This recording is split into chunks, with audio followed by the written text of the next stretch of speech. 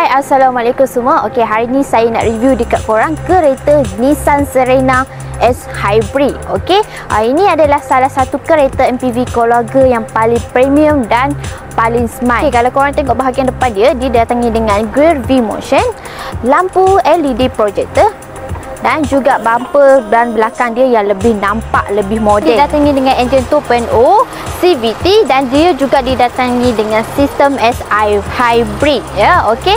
Alright, dia menghasilkan 150 horsepower dan 200 Nm of torque. Okey, walaupun dia tak laju, tapi kalau untuk dijadikan sebagai kereta family memang sangat bagus. Okey. Untuk bahagian driver dia, korang tengok dia ada dashboard dia. Dashboard dia agak sedikit berbeza dengan kereta MPV yang lain. Lepas tu dia ada digital meter kat sini sangat besar. Dia didatangi dengan LED touchscreen infotainment system, masih berfungsi dengan baik. Okey, bahagian tengah dia ni nampak kosong kan. Contoh kalau korang nak tambah tempat duduk kat sini pun boleh, tak ada masalah sebenarnya. Okey.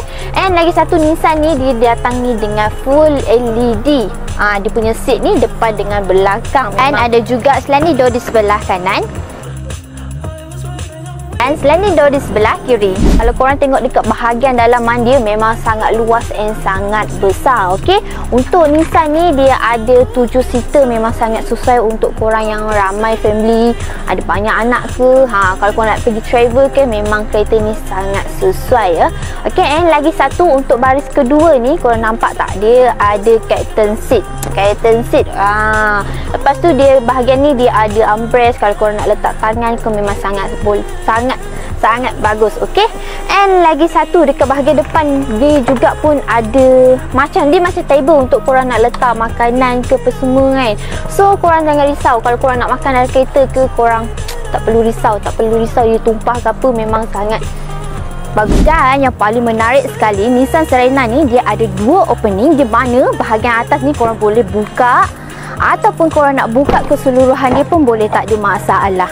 Okey guys, harga untuk Nissan Serena ni korang boleh dapat harga RM111,780. Okey, bulanan dalam anggaran RM1,300. Okey, untuk korang yang berminat dengan Nissan Serena ni, korang boleh PM kita sekarang sementara stok masih ada ya. Alright, berminat cepat PM kita sekarang. Bye. Assalamualaikum.